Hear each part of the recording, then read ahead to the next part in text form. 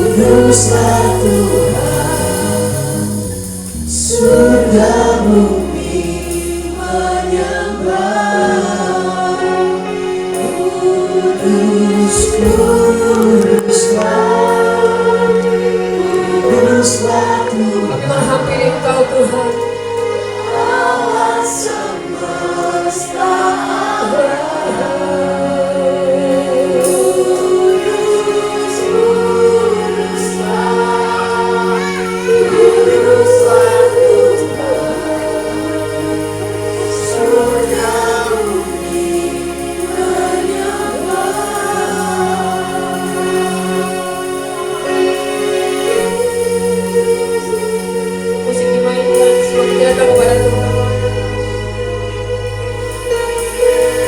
Tuhan yang besar, Tuhan yang mulia, Allah semesta alam, Allah yang berkenan tinggal di dalam setiap kita yang percaya, dan Allah yang hadir di tengah-tengah kita beribadah.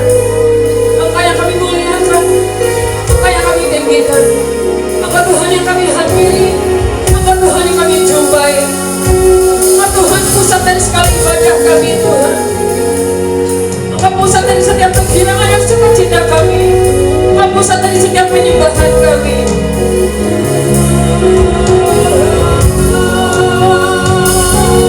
Ku datang Tuhan dalam hadirat-Mu, berhiaskan kekudusan, dan seluruh kami menyembah. Seluruh surga sujud menyembah-Mu, ku bersyukur dan bersyukur. Semua datang kepada Tuhan. Ku datang Tuhan dalam hadirat-Mu, berhiaskan kekudusan, bersama dengan semua makhluk di surga. Sujud menyembah-Mu, bersyukur dan berseru. Kudus, kuduslah, kuduslah Tuhan, Allah semesta alam. Kudus,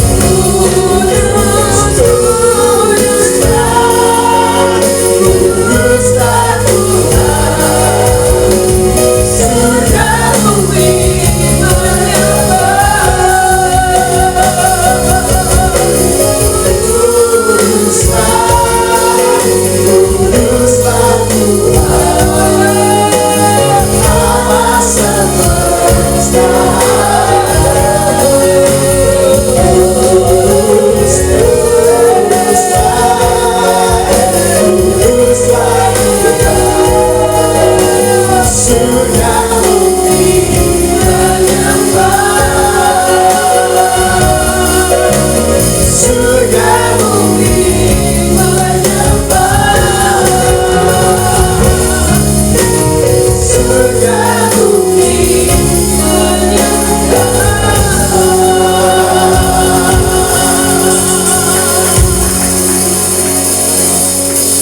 Mari menyiapkan hati kita mengambil bagian dalam sakramen perjamuan kudus. Firman Tuhan berkata,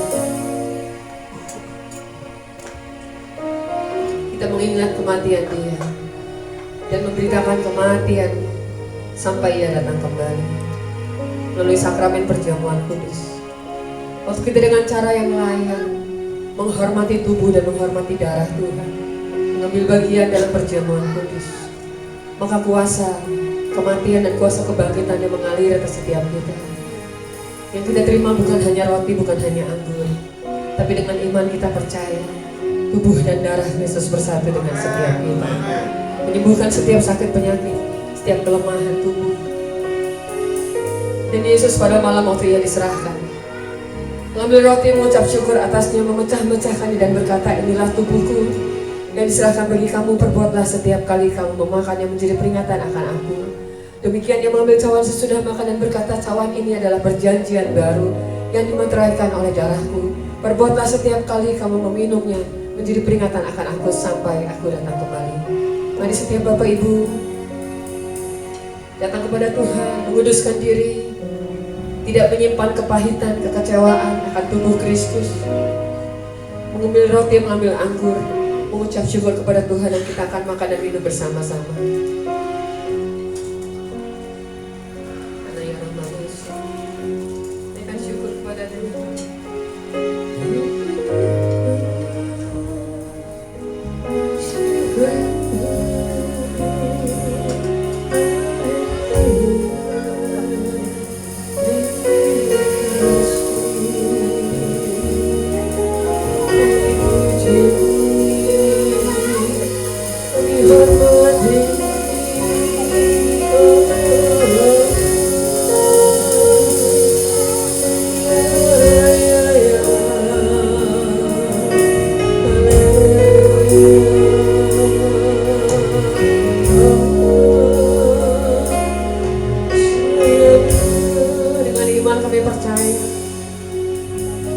Bagian dalam tubuh dan darahmu Tuhan. Yang percaya ada kuasa yang besar mematahkan setiap kutuk-kutuk keturunan, setiap kutuk-kutuk kelemahan di dalam nama Yesus. Setiap Anda yang datang, setiap Anda yang mengikuti ibadah ini, perjamuan ini, dimanapun juga Anda berada, Anda yang datang dengan sakit penyakit, datang dengan kelemahan, bagian tubuh manapun Anda lemah, percayalah bahwa kuasa darah Yesus, kuasa tubuh Yesus sudah cukup di atas kayu salib menanggung segala dosa, penderitaan, kelemahan, setiap kutuk-kutuk, setiap kutuk dosa, setiap kutuk kemiskinan, kutuk kegagalan, kutuk sakit penyakit. Di dalam nama Yesus, mari mengangkat roti tinggi di atas kepala kita. Bapak Ibu jemaat yang dikasihi Tuhan, bukankah roti yang atasnya kita ucapkan syukur adalah persekutuan dengan tubuh Kristus? Amin. Mari kita makan bersama-sama dengan iman demi nama Yesus Kristus.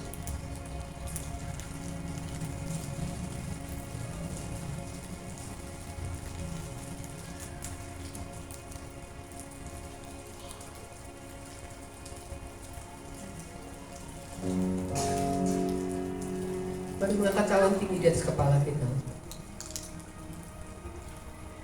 Bapak Ibu jemaat yang dikasihi Tuhan, bukankah cawan yang atasnya kita ucapkan syukur adalah persekutuan dengan darah Yesus? Amin. Mari kita minum bersama-sama demi nama Yesus Kristus.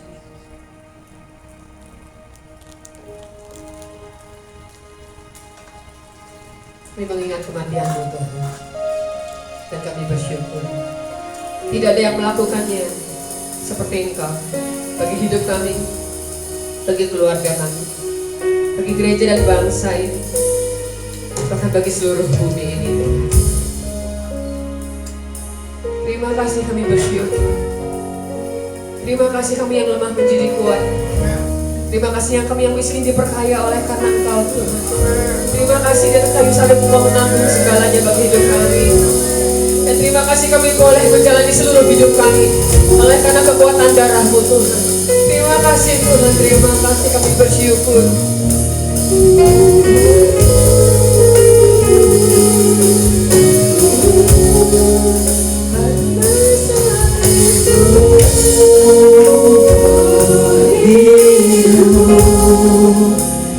Karena salib-Mu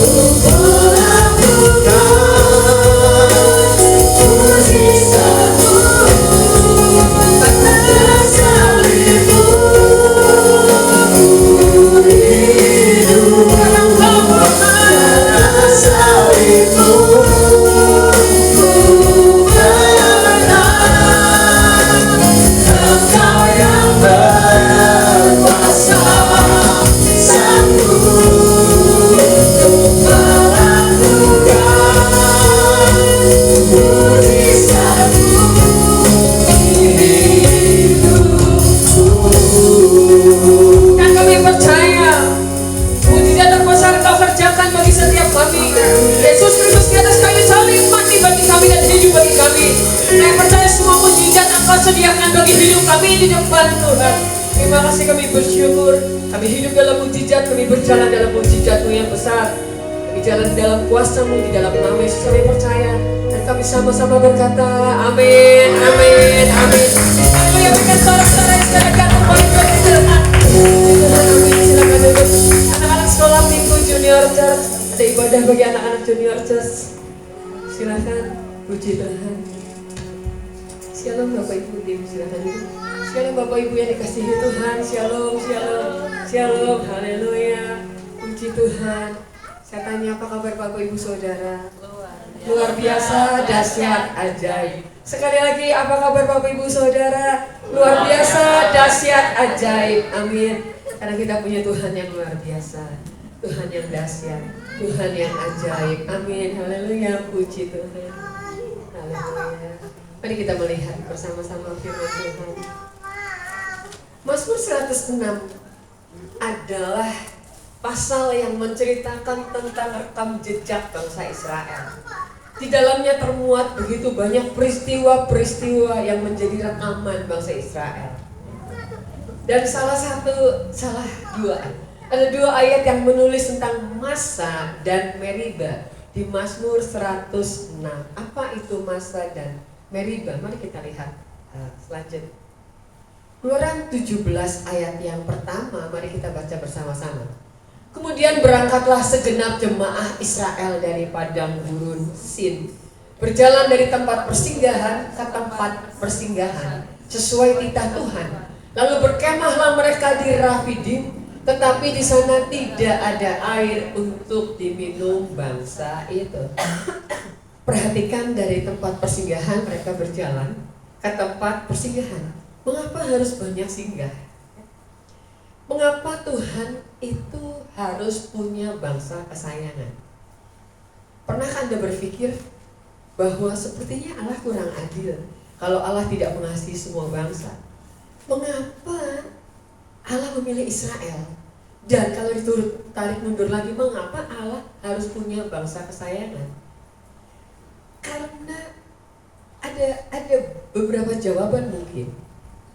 Tapi yang pasti karena Tuhan Yesus yang menjadi pokok dari Alkitab, dari firman Tuhan, dari kehidupan kita. Tuhan Yesus harus lahir dari sebuah bangsa. Tuhan Yesus harus lahir dari manusia, karena dia harus menjadi manusia. Karena Tuhan Yesus harus lahir dari manusia, maka Tuhan Yesus harus lahir dari sebuah bangsa. Ada silsilah yang kemudian melahirkan Tuhan Yesus. Itu sebabnya Tuhan memilih satu bangsa, dan dipilihlah oleh Tuhan bangsa Israel sesuai dengan apa yang dijanjikan kepada Abraham dari awalnya, bahwa engkau akan menjadi satu bangsa yang besar dari janji, bukan dari daging. Abraham dipilih oleh Tuhan, dan dalam keadaan yang tidak mungkin Tuhan berkata kepada Abraham, bangsa engkau akan menjadi bangsa yang besar, keturunanmu akan menjadi budak di tanah orang asing, tapi bangsa yang memperbudak mereka akan kuhukum, dan keturunanmu akan keluar dengan harta benda yang sangat banyak. Seperti yang dijanjikan Tuhan kepada Abraham, tepat seperti itu terjadi. Katakan amin. Dan kita melihat satu bangsa yang adalah bangsa pilihan Allah, yang menjadi prototipe, contoh bagi kita, umat pilihan Allah yang dipilih oleh karena kasih karunia. Katakan amin. Kemudian berangkatlah satu bangsa yang besar ini, dan mereka singgah sampai di padang gurun Sin. Mereka berjalan dari satu tempat ke tempat lain sampai ke tanah perjanjian. Mengapa Tuhan tidak mempermudah semua jalan? Mengapa Tuhan membuat mereka melewati jalan demi jalan, singgah demi singgah? Mengapa Tuhan tidak menerbangkan mereka atau membuat jalan cepat, atau bagaimana cara Tuhan yang penuh dengan kuasa? Siapa percaya Tuhan kita berkuasa? Amin. Tapi Tuhan juga membawa kita dari satu tempat ke tempat lain, step demi step, iman kepada iman. Amin. Dari satu kepada satu. Kalau Tuhan mempermudah langkah kita, dengan seketika setiap doa dijawab, begitu ya, tanpa jeda. Oh, siapa yang gak mau selesai doa, seketika itu jawaban muncul? Siapa gak mau? Betul gak? Loh, semua ingin yang serba instan, dunia ingin yang serba instan, kita tidak mau menunggu lama. Tapi seperti yang Tuhan lakukan kepada bangsa Israel, seperti Tuhan menuntun bangsa Israel, itu menjadi contoh bagi kita umat percaya, umat pilihannya. Bangsa Israel singgah dari satu tempat persinggahan ke tempat persinggahan lain sesuai dengan titah Tuhan. Apakah Tuhan tahu? Lalu berkemahlah mereka di Rafidim. Ada satu tempat namanya Rafidim, tetapi di sana tidak ada air. Dan kalau tidak ada air untuk diminum, itu berarti tidak ada air galon juga seperti Anda, begitu ya. Anda kalau air keran mati, ya terpaksa lah sementara lah cuci muka pakai air galon, betul nggak loh? Masa nggak mandi ya, seenggaknya mau ke gereja cuci muka lah pakai air galon. Tapi kalau Alkitab berkata pada waktu itu tidak ada air untuk diminum, itu berarti tidak ada air untuk mandi, tidak ada air untuk ternak apalagi, begitu ya, karena tidak ada air. Menurut Anda, saya tanya, apakah Tuhan tahu bahwa mereka akan melewati tempat yang tidak ada air? Tahu. Apakah Tuhan tahu ketika kita melewati kesulitan? Tahu. Tapi kenapa kita harus melewati kesulitan? Betul? Apakah Tuhan tahu ketika bangsa Israel singgah sesuai titah Tuhan, dan mereka ada di satu tempat yang tidak ada air untuk diminum, tidak ada air untuk diminum. Step by step. Next, ayat 2. Yang pria boleh baca ayat 2, 2, 3. Ya, dimulailah mereka itu bertengkar dengan rasa, kata mereka, berikanlah air kepada kami supaya kami dapat minum. Tapi Musa berkata kepada mereka, mengapa bertengkar dengan aku? Mengapakah kamu mencoba itu? Nah, kalau ngomongnya, gaya ngomongnya kayak Anda baca tadi, para pria gak akan ribut sama Musa, betul gak? Lo kalau gaya ngomongnya kayak gitu tadi tuh, Anda pria-pria membaca dengan suara yang sangat merdu begitu ya, gak akan ditulis mulailah mereka bertengkar, betul gak? Betul, Alkitab tidak mencatat semua peristiwa, semua kata per kata. Alkitab mencatat hal yang penting pastinya. Tapi pasti suasananya nggak seperti itu, setuju? Kalau suasananya suaranya seperti itu tadi, mereka nggak akan disebut bertengkar dengan Musa. Mereka, wah begitu ya, mungkin nyolot lah ngomongnya, mungkin bahasanya udah nggak enak lah, mungkin udah ngeselin lah, begitu ya. Sehingga Alkitab mencatat mulailah mereka bertengkar, nggak ada air. Karena kecenderungan manusia itu kalau ada masalah bertengkar, cari siapa yang salah, betul gak?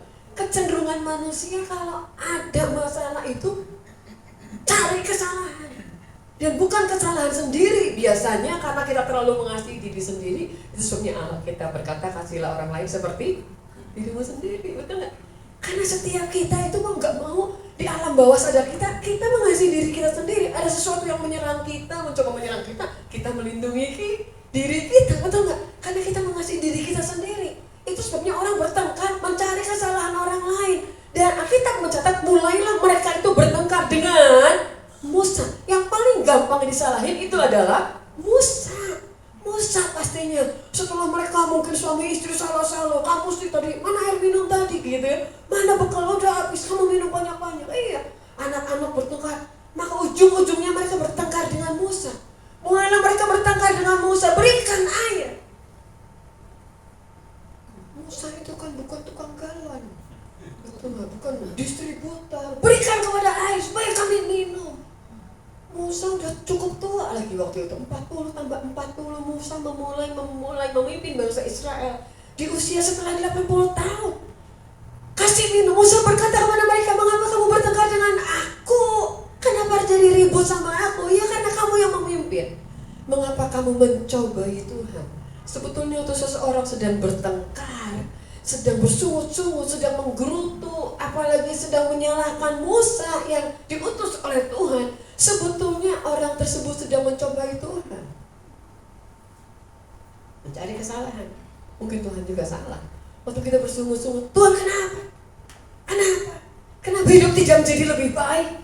Bahkan mungkin ada orang berkata, kenapa saya setelah sungguh-sungguh ikut Tuhan, hidup tidak menjadi lebih baik? Musa berkata, mengapa kamu bertengkar dengan aku? Maka apa mereka mencobai Tuhan? Next, ayat berapa? Ayat 3. Yang wanita boleh baca, 2, 3. sana. Bersungut-sungutlah bangsa itu kepada Musa dan berkata, mengapa pula engkau memimpin kami keluar dari Mesir untuk membunuh kami, anak-anak kami dan teman-teman kami di sudah puas. Ya ini lebay. Katakan lebay. Loh, masa kan kamu membunuh kami gitu. Anak-anak kami, ternak kami. Gak mungkin kan.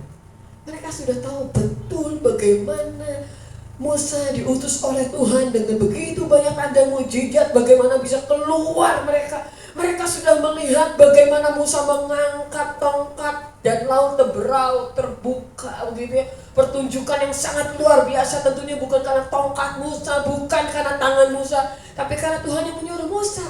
Tapi mereka bilang mereka haus dan wow. Anda bayangkan haus, panas makin haus di padang gurun. Itu sesuatu yang wow.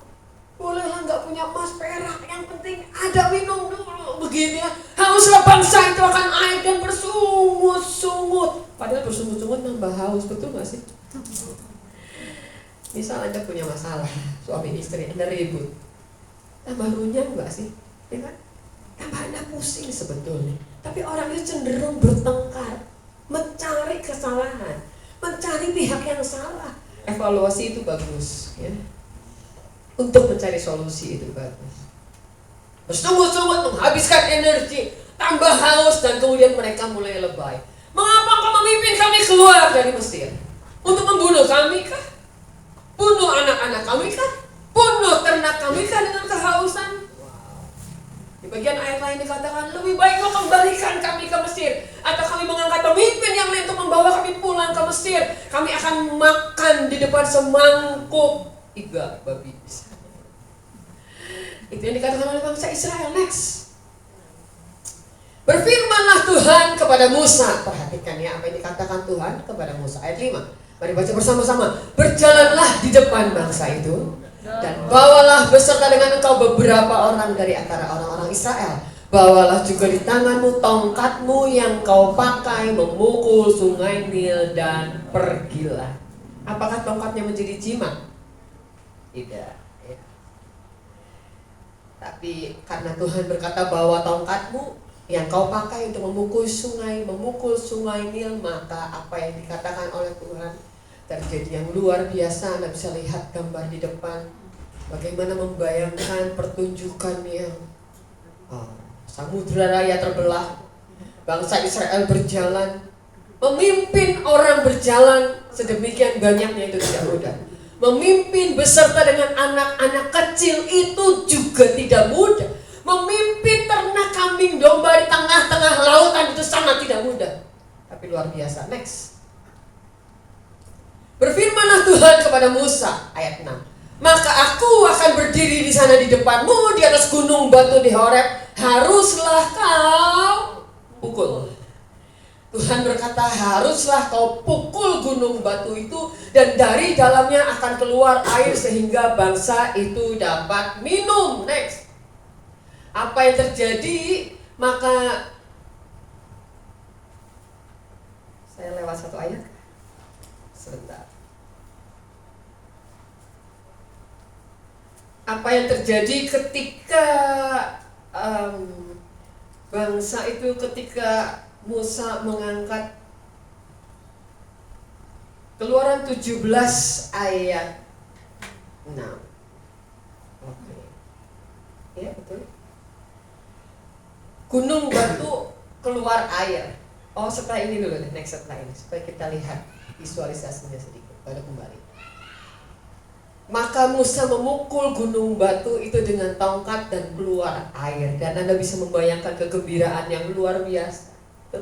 Wah, semua orang bergembira. Semua orang udah kayak dapat undian begitu ya. Mendapatkan air, mengisi buru-buru buyung, apa yang dibawanya, termos, tumbler. Kalau sekarang ya, apapun yang Anda bawa, yang Anda punya, yang mereka punya, yang terbesar. Wow, gunung batu keluar air. Gunung batu yang mereka lihat nggak ada apa-apanya. Tapi ketika Musa memukul dengan tongkat, keluar air begitu rupa, begitu baik, begitu jernih. Dan orang berebut memberi makan ternak berulang-ulang sampai mereka kemudian berjalan berikutnya. Mundur satu. Keluaran 17 ayat 7. Mari baca bersama. Dinamainya tempat itu Masa dan Meriba oleh karena orang Israel telah bertengkar dan oleh karena mereka telah mencobai Tuhan. Nah, kita mencatat. Tempat itu dinamakan Masa dan Meriba. Tuhan memang mengeluarkan air dari gunung batu. Bukan Musa yang mengeluarkan air. Tuhan mengeluarkan air memakai Musa yang memukulkan tongkatnya. Tapi tetap itu dicatat, ada rekam jejak bangsa Israel bahwa di tempat itu mereka bertengkar dan mereka mencobai Tuhan. Masa itu artinya menguji, mencoba. Meriba itu artinya berselisih, menuduh, bertengkar. Keluaran 17 ayat 7 berkata dinamainya tempat itu Masa, tempat di Rafidim itu, dan Meriba oleh karena orang Israel telah bertengkar dan karena mereka telah mencobai Tuhan. Rekam jejak itu penting. Rekam jejak itu penting. Bahkan Anda anak-anak muda yang mau bekerja, perusahaan-perusahaan sekarang melihat rekam jejak Anda di medsos.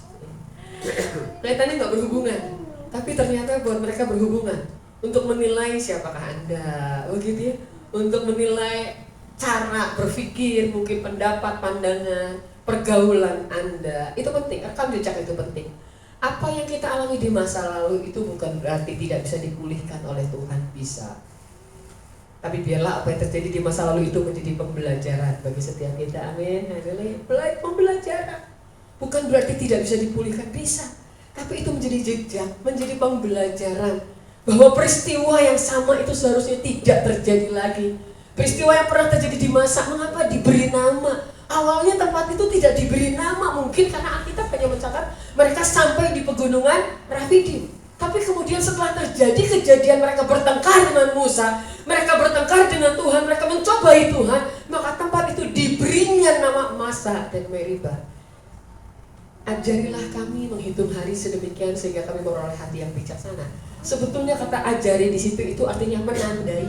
Bagaimana kita menandai hari-hari di belakang kita supaya kita bijaksana.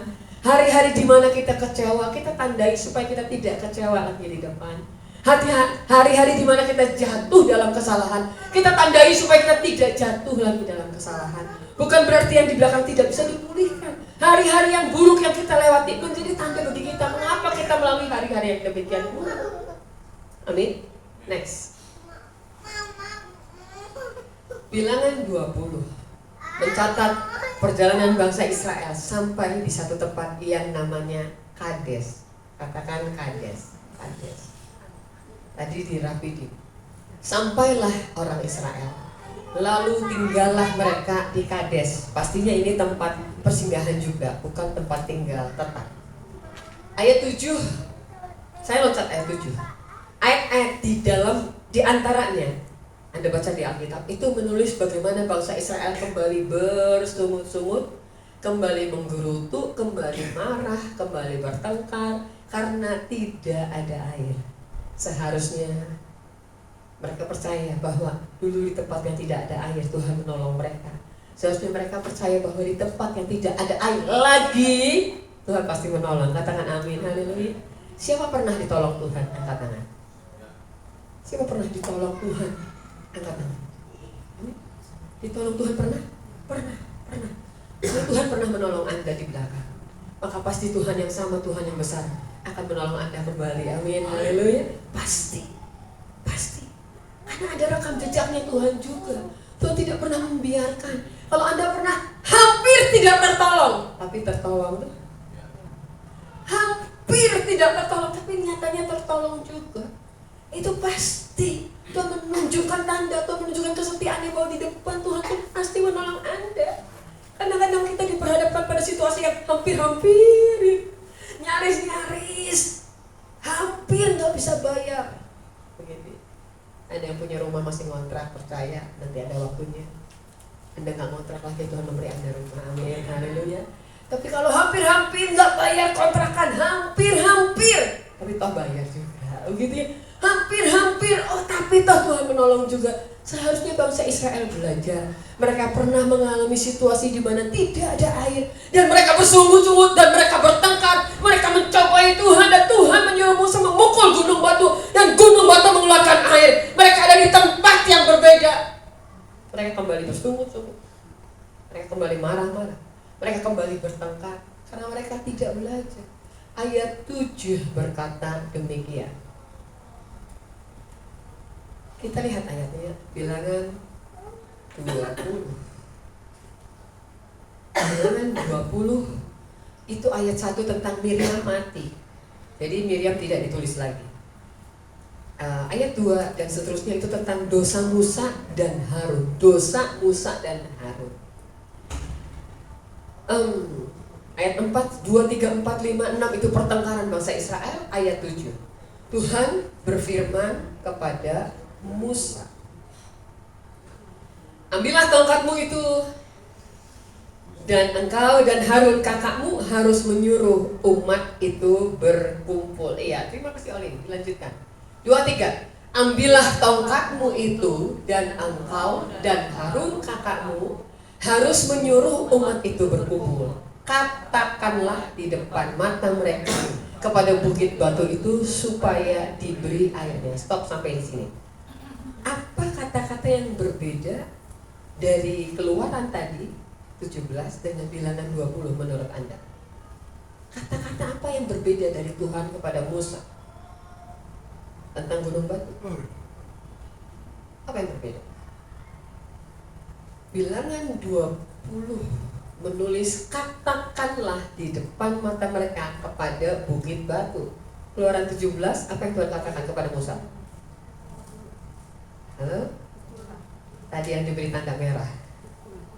Nah, lebih keras lagi, kalau salah tetap Anda siang ini pulang kok. Boleh pulang, nggak disetrapa. Keluaran 17 Tuhan berkata kepada Musa, pukullah bukit batu. Dan Bilangan 20 Tuhan berkata kepada Musa, katakanlah kepada bukit batu supaya diberi airnya. Demikianlah engkau mengeluarkan air dari bukit batu itu bagi mereka dan memberi minum umat itu serta ternaknya. Kembali ke PowerPoint kita tadi.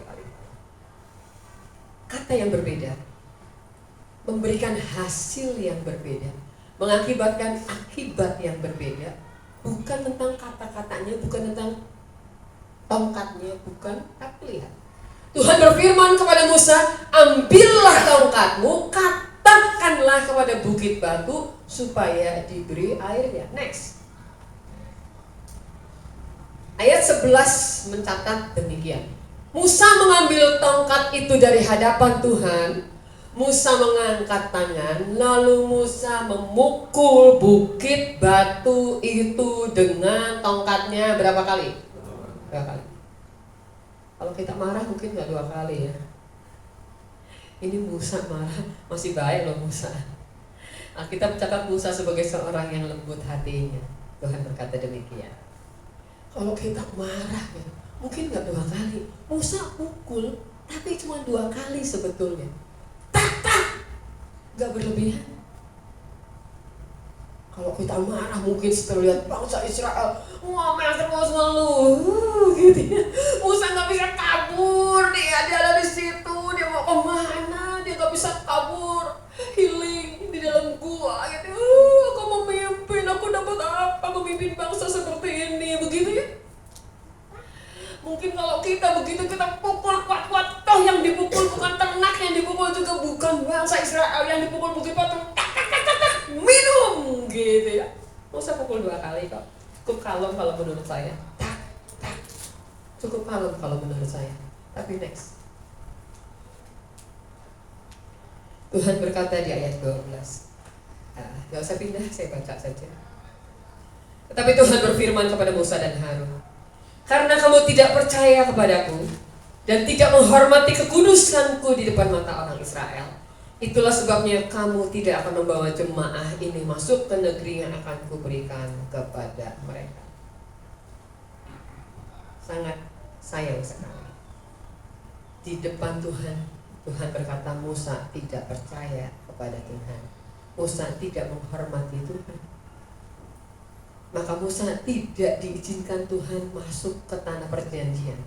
Tugasnya digantikan oleh Yosua bin Nun. Betul? Tapi semua itu menggenapi. Musa memimpin bangsa Israel keluar. Yosua itu yang punya akar kata sama dengan Yesus membawa ke tanah perjanjian. Semua itu digenapi.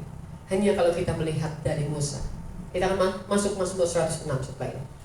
Tuhan berkata, karena kamu tidak percaya kepadaku, kamu tidak menghormati kekudusanku, aku berkata kepadamu supaya engkau berkata-kata kepada gunung batu. Dan Musa memukul gunung batu 2 kali. Maka Musa tidak akan membawa jemaah ini masuk ke negeri. Next. Itulah mata air Meriba, tempat orang Israel bertengkar dengan Tuhan, dan ia menunjukkan kekudusannya di antara mereka. Itulah mata air Meriba, tempat orang Israel bertengkar lagi dengan Tuhan, dan tempat di mana Tuhan menunjukkan kekudusannya di antara mereka. Karena Tuhan membuat seluruh bangsa Israel takut dengan Tuhan, marah kepada Musa. Apakah gunung batu mengeluarkan air? Saya tanya. Tetap mengeluarkan air. Sekalipun Musa tidak taat kepada Tuhan, Tuhan membela Musa di depan bangsa. Tuhan membela Musa di hadapan jemaat. Gunung batu tetap mengeluarkan air. Mereka tetap makan, mereka tetap minum, ternak tetap minum. Tapi Musa ditahan Tuhan, dan Musa tidak lagi mendapat perkenanan Tuhan untuk masuk ke tanah perjanjian.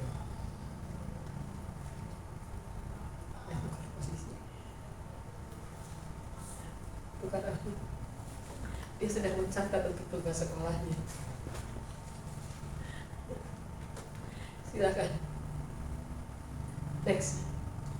Mazmur 106 ayat 32 dan 33. Mari baca bersama-sama. Ini menarik, luar biasa. 2-3. Mereka menggusarkan dia dekat air Meriba, sehingga Musa kena celaka karena mereka.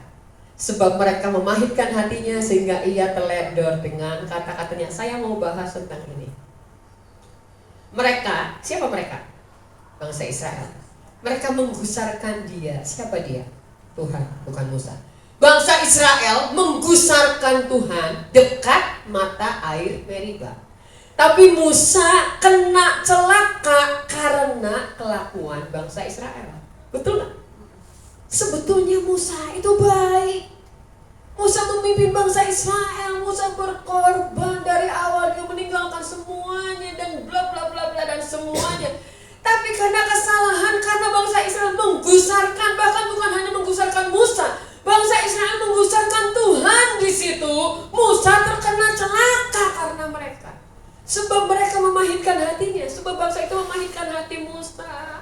Bangsa itu bikin hati Musa pahit, sehingga Musa teledor dengan kata-katanya, sehingga Musa marah dengan kata-katanya. Nanti kita lihat. Sehingga Musa kemudian memukul bukit batu yang kata Tuhan katakanlah. Tapi Musa pukul, dan Tuhan tahu hatinya. Bukan karena dia ingat dulu pukul, bukan. Tapi karena dia marah. Karena dia kesal, karena dia nggak kontrol lagi hatinya, sebab dia teledor dengan kata-katanya. Next. Bangsa Israel bersungut-sungut, mengeluh, tidak tahu bersyukur. Musa itu seorang yang lembut hati. Bilangan 12 ayat 3 mencatat begitu. Musa adalah seorang yang lembut hati. Orang lain boleh marah, tapi Musa nggak boleh marah. Gitu. Karena Musa itu orang yang lembut hati. Adapun Musa ialah seorang yang sangat lembut hatinya, lebih dari setiap manusia yang di atas muka bumi. Wah. Tuhan melihat Musa, dan Tuhan berkata, adapun Musa itu seorang yang sangat lembut hatinya, lebih dari semua orang di muka bumi. Tuhan mencatat demikian. Tuhan tahu Musa. Tuhan tahu kalau Musa lagi marah. Tuhan tahu waktu itu Musa marah, Musa gusar, Musa kesal. Karena Musa sebenarnya tidak demikian. Musa itu seorang yang sangat lembut hatinya, melebihi siapapun juga di muka bumi. Musa adalah seorang yang juga di Mazmur 106 berkata, dia mengetengahi Tuhan. Waktu Tuhan murka, Dan Tuhan akan membinasakan bangsa Israel. Musa ada di tengah-tengah Tuhan. Ayat 23 mencatat, nanti lihat di rumah. Musa mengetengahi. Musa datang kepada Tuhan untuk bangsa Israel. Musa ada di tengah-tengah antara Tuhan dengan bangsa Israel. Musa berkata, jangan kau murkai. Itu sebabnya sangat perlu pelayanan pendoa syafaat. Anda yang dipanggil, Anda yang suka berdoa, Anda yang dipanggil melayani, menjadi pendoa, begitu ya. Ayo berdoa. Berdoa waktu kita berdoa, kita standing in the gap. Kita berdoa untuk orang lain. Ketika ada orang yang sedang sakit, ada orang yang bermasalah dan mereka lemah imannya, mereka tidak bisa lagi berdoa, bahkan mereka melupakan doa-doa mereka. Ada orang-orang datang kepada Tuhan, Tuhan tolong. Haleluya. Ada sahabat yang mengetuk pintu, meminta roti kepada sahabatnya untuk sahabatnya yang lain yang datang ke rumahnya itu. Ketika kita berdoa, ketika kita minta kepada Tuhan untuk orang lain, Musa datang kepada Tuhan. Musa menahan murka Tuhan kepada bangsa Israel. Musa adalah seorang yang luar biasa. Sesungguhnya bangsa Israel bersungut-sungut, mereka mengeluh, mereka nggak ngerti bersyukur. Ayat lain berkata, mereka menolak negeri yang indah, negeri yang penuh dengan susu dan madu, tapi mereka sudah terlanjur bersungut-sungut, tidak bisa melihat rencana Tuhan. Orang yang bersungut-sungut, mengeluh, menggerutu, tidak bisa melihat rencana Tuhan yang besar. Pikirannya sudah dipenuhi dengan pikiran Tuhan gak adil, hidup tidak adil, mengasihani diri sendiri. Mengapa aku paling menderita? Musa, next. Bangsa Israel bersungut-sungut, mengeluh lagi, tidak tahu bersyukur, bertengkar lagi, maka kemudian Musa marah. Musa tidak bisa menahan diri. Dan Musa tidak melakukan tepat seperti yang diperintahkan Tuhan. Itu masalahnya. Musa marah. Dan Tuhan tahu Musa marah. Musa lepas kontrol. Musa tidak bisa menguasai diri. Ada orang-orang yang ketika marah, dia melakukan hal-hal yang kadang-kadang ada orang-orang yang anak-anak muda hati-hati. Engkau mungkin marah kepada seseorang, tapi jangan merusak dirimu sendiri. Jangan berpikir bahwa kalau engkau merusak diri, maka orang-orang akan tersiksa. Betul, orang-orang akan tersiksa, orang tua akan tersiksa. Tapi engkau yang paling mengalami sendiri apa akibat dari kerusakan diri sendiri. Ada orang-orang yang ketika marah kemudian berpikir, supaya semua orang tahu aku marah, aku gak suka. Dia bisa lari dari rumah, dia bisa kemudian melakukan apa saja di luar rumah dan sebagainya. Musa marah. Bilangan 20 ayat 18 yang di bawah itu, saya tulis kecil saja. Berkatalah ia kepada mereka, apa yang dikatakan Musa kepada bangsa Israel waktu itu? Dengarlah kepadaku, hai orang-orang durhaka. Apakah kami harus mengeluarkan air bagimu dari bukit batu ini? Di situ kata-katanya sudah salah sesungguhnya. Betul? Kenapa? Karena Musa marah. Yang mengeluarkan air bukan Musa. Dia bukan distributor air. Yang mengeluarkan air itu adalah Tuhan. Betul? Amin? Bukan batu, bukan tongkat, bukan Musa. Yang mengeluarkan air itu adalah Tuhan.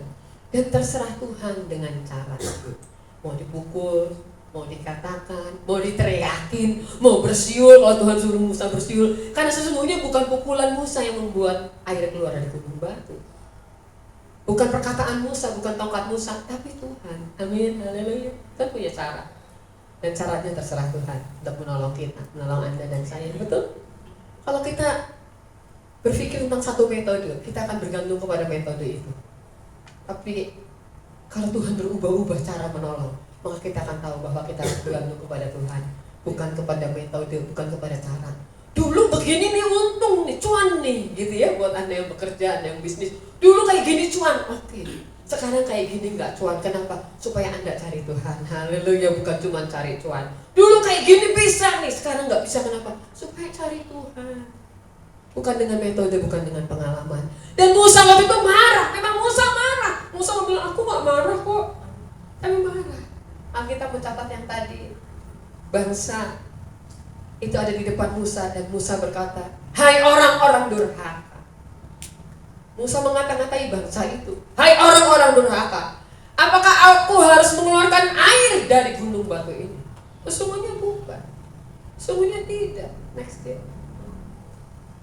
Sesungguhnya Tuhan yang mengeluarkan air, bukan Musa. Dan Musa melakukan tidak tepat seperti yang Tuhan mau. Next. Orang lain bisa saja menggusarkan kita. Anda pernah gusar? Jujur. Orang lain bisa saja memperlakukan Anda dengan buruk. Betul? Tapi kita tidak boleh celaka karena kelakuan orang lain yang menyebabkan kita melakukan kesalahan. Musa awalnya nggak salah, tapi karena kesalahan bangsa Israel, Musa kemudian gusar, Musa kemudian teledor dengan kata-katanya, Musa kemudian marah, Musa pukul bukit batu. Tuhan tidak suka dan Tuhan menahan Musa tidak masuk ke tanah perjanjian. Orang lain bisa saja berbuat buruk kepada Anda, kepada kita. Masa lalu kita bisa saja buruk. Kita simpan masa lalu kita berikut dengan kepahitan, berikut dengan kekecewaan. Kita simpan, kita pikirkan orang-orang yang membuat berkata-kata buruk, membuat hidup kita menderita, membuat keluarga kita menderita. Simpan itu di memori kita. Kalau disimpan terus, akhirnya kita akan ambruk. Kita berkata kita tidak boleh kena celaka, karena tadi ayatnya ditulis Musa kena celaka. Kita tidak boleh kena celaka karena kelakuan orang lain yang menyebabkan kita melakukan kesalahan. Saya percaya Anda menangkap dan katakan amin. Haleluya. Orang lain boleh salah kepada kita. Orang lain boleh memperlakukan buruk kita. Orang lain boleh salah dengan masa lalu kita. Tapi tetap kita tidak boleh salah karena kesalahan orang lain. Haleluya. Berapa banyak orang salah karena kesalahan orang lain. Awalnya dia tidak salah, awalnya baik, awalnya anak itu baik, betul nggak? Awalnya anak itu baik sebetulnya.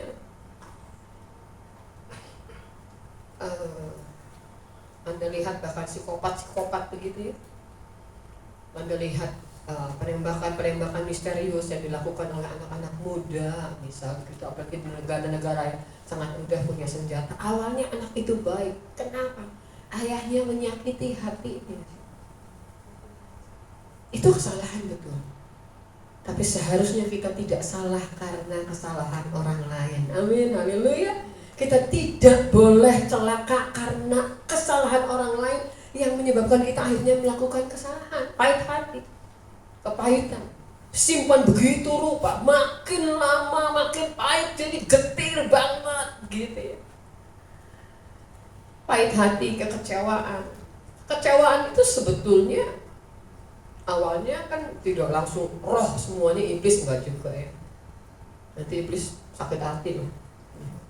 Semua iblis gitu ya. Tapi karena seorang memilih kecewa, kemudian tidak diselesaikan, disimpan, dan akhirnya ditunggangi oleh roh kekecewaan, roh kepahitan, begitu ya. Akhirnya terus kalau semakin lagi depresi, ada orang jadi bunuh diri. Kenapa? Karena itu disimpan bertumpuk-tumpuk dan tidak ada orang yang menolong. Pahit hati, kekecewaan, peledor dengan kata-kata, itu adalah pintu celaka. Ada orang yang karena pahit kemudian dia ngomong dengan kata-kata yang teledor dengan kata-kata, itu bahasa Alkitab. Teledor dengan kata-kata. Hati-hati, benar, hati-hati. Kesalahan orang lain tidak boleh menyebabkan Anda berbuat salah. Next, kita akan selesai dengan ini. Peristiwa di Masa dan Meriba membuat kita belajar yang pertama, setiap kita bertanggung jawab atas hidup pribadi kita. Yang kedua, kesalahan orang lain tidak dapat menjadi alasan untuk kita melakukan kesalahan. Suaminya salah, gak apa-apa, istrinya jangan salah. Istrinya salah, tidak ada alasan untuk suaminya berbuat salah. Orang tuanya salah, gak ada alasan anak-anak untuk hancur. Karena keluarganya broken home, iya ngerti. Itu masalah, iya masalah, betul. Tapi tidak ada alasan, tidak menjadi alasan bahwa anak dari keluarga broken home itu pasti hancur. Itu adalah pilihan. Kita tidak boleh celaka karena kesalahan yang dibuat oleh orang lain. Haleluya. Kesalahan orang lain tidak dapat menjadi alasan untuk kita melakukan kesalahan. Para pemusik boleh maju ke depan, satu slide lagi terakhir. 2 Korintus 2 ayat 4.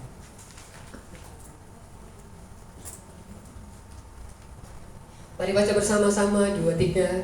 Tetapi syukur bagi Allah yang di dalam Kristus selalu membawa kami di jalan kemenangan-Nya. Amin. Haleluya. Syukur kepada Allah yang di dalam Kristus. Kenapa? Alasannya adalah karena Kristus. Alasannya adalah karena Kristus. Anda di rumah, Anda dimanapun juga hidup Anda buruk, tapi karena Kristus Allah bisa membawa Anda di jalan-jalan kemenangannya. Semua karena Kristus. Waktu kita melakukan tepat seperti yang Tuhan mau, biarlah kita minta Tuhan menetapkan langkah-langkah hidup kita. Musa bersalah karena dia tidak melakukan tepat seperti yang Tuhan mau. Tuhan berkata, pukul, dia harus pukul. Tuhan berkata, katakan, maka dia tidak boleh memukul dengan emosi. Dia cukup berkata, karena yang membuat gunung batu keluar air. Itu bukan karena kata-kata, bukan karena pukulan, bukan karena tongkat. Semuanya karena Tuhan. Terima kasih Tuhan, kami datang kepada Engkau. Biar seperti yang Tuhan mau, demikianlah kami ada. Seperti yang Tuhan mau, tepat seperti itu kami lakukan. Kami tidak menyimpang ke kanan dan ke kiri. Kami tidak pahit hati dan menyimpan kekecewaan. Sekalipun orang bersalah kepada kami, orang menggusarkan kami, tapi biarlah kami terus berjalan dalam jalan-jalan-Mu Tuhan. Jalan-jalan kemenangan yang disediakan di dalam Kristus Yesus. Terima kasih semuanya karena anugerah-Mu, semua karena kemurahan-Mu, semua karena kasih sayang-Mu. Mari bangkit berdiri.